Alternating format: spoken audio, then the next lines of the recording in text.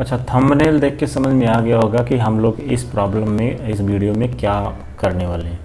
तो इसमें हम लोग एक इक्विवेलेंट रेजिस्टेंस, एक स्ट्रक्चर आपको दिया हुआ है, उसमें पता करना है। तो अगर आप इस स्ट्रक्चर को देखोगे तो ये एक ऑक्टागोनल प्रिज्म है, फिजिक्स में इसको प्रिज्म कहते हैं। और ये ऑक्टागोन एक तरह का और सिलेंडर शेप का है, लेकिन ऑक्टागोन है, सर्कुलर नहीं है। तो सब जितना भी वायर है सबका रेजिस्टेंस इसमें आर दिया हुआ है, सबका रेजिस्टेंस आर दिया हुआ है। जितने भी सॉलिड लाइन है सब एक तरह के वायर हैं और सबका रेजिस्टेंस आर है।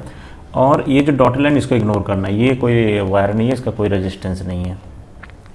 तो आपको पूछ रहा है कि ये अपर पॉइंट और लोअर पॉइंट में इक्विवेलेंट रेजिस्टेंस क्या है।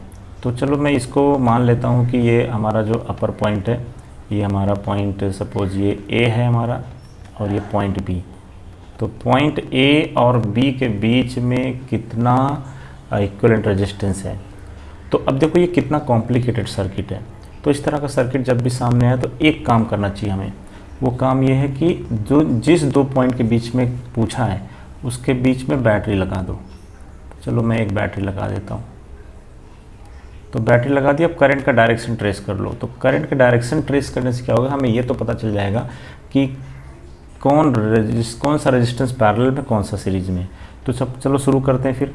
तो अगर करंट यहाँ से आएगा, ठीक है, तो जब करंट यहाँ से आएगा तो क्या होगा, यहाँ पर पहुँचते ही, इस जंक्शन पे पहुँचते ही, पॉइंट ए पर पहुँचते उसको जंक्शन मिलने वाला है। और जंक्शन मिलने की वजह से क्या होगा, करंट क्या होगा, यहाँ पर डिवाइड होगा।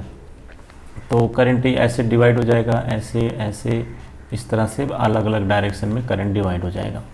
तो अब जब करंट डिवाइड हो गया, इसका मतलब ये जितने भी लाइन है ये सब क्या है, पैरेलल में है, they are connected in parallel. Okay, इस पॉइंट से, ठीक है। अच्छा, अभी देखते हैं हम लोग। तो जब मान लो मैं कोई भी दो पॉइंट लेता हूँ, ये पॉइंट लिया और ये पॉइंट, ये वाला लाइन लिया और ये वाला लाइन। तो ये वाला करंट सपोज यहाँ पर जब पहुँचेगा और ये वाला करंट यहाँ पर पहुँचेगा, तो जितना वोल्टेज यहाँ पर होगा उतना ही वोल्टेज यहाँ पर भी होगा।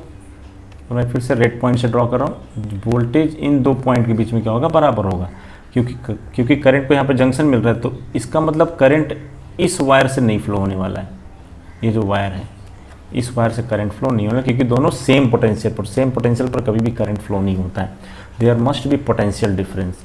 तो अब देखो, अगर ये वाला करंट अगर मैं देख लेता हूँ, यहाँ से जो करंट आएगा बैटरी से होते हुए यहाँ से जो आएगा, तो ये पॉइंट पे पहुँचेगा, तो इस पॉइंट पर, इस पॉइंट पर भी पोटेंशियल बराबर होगा। तो कहने का मतलब है इस पॉइंट से भी, इस वायर से भी करंट बिल्कुल नहीं फ्लो होने वाला। तो ऐसे हम लोग देख सकते हैं कि पूरा जो ये वायर्स हैं, ये हो गया, ये हो गया, ये हो गया, ये जितने भी 8 वायर हैं, ये पूरा, ये क्या है, सेम पोटेंशियल पर है। तो ये करंट के पॉइंट ऑफ व्यू से ये वेस्ट है। तो इससे हमको कुछ नहीं, यहाँ से करंट कुछ भी फ्लो नहीं होना। तो ये रेजिस्टेंस फिर कैलकुलेट ही नहीं होगा, ठीक है, क्योंकि इनका कोई रोल नहीं होगा। सिमिलरली अगर आप नीचे देखोगे तो नीचे भी ये जितने भी वायर हैं ये किसी काम के नहीं है, तो इनको भी आप सब निकाल सकते हो, ठीक है। तो इनका रेजिस्टेंस काउंट नहीं होगा क्योंकि they are at same potential. अच्छा, अभी ये वाला करंट अब यहाँ से नहीं जा सकता, यहाँ से भी नहीं जा सकता, तो उसके पास अभी रास्ता क्या बचा, ये ऐसे फ्लो होगा, ऐसे फ्लो होते हुए यहाँ पर पहुँचेगा। ये देख लो, इस पॉइंट पर पहुँचेगा, इस पॉइंट से फिर ये जो है, अब देखो ये सब इक्वल पोटेंशियल पे हैं, तो ये इधर से भी करंट बिल्कुल फ्लो नहीं होगा। तो ये पॉइंट जो है ऐसे करंट होते हुए यहाँ पहुँच जाएगा। सिमिलरली अगर मैं ये वाला रास्ता देखता हूँ, ये वाला, तो ये करंट यहाँ आएगा, फिर ऐसे जाएगा, इस साइड तो बिल्कुल नहीं जाएगा और इस साइड भी बिल्कुल नहीं आएगा, क्योंकि दोनों सेम पोटेंशियल पर हैं। तो अभी ये किधर जाएगा, ये सीधा ऐसे ही इस वायर से होते हुए रेजिस्टेंस आर को फॉलो करते हुए और इस पॉइंट पर पहुंच जाएगा।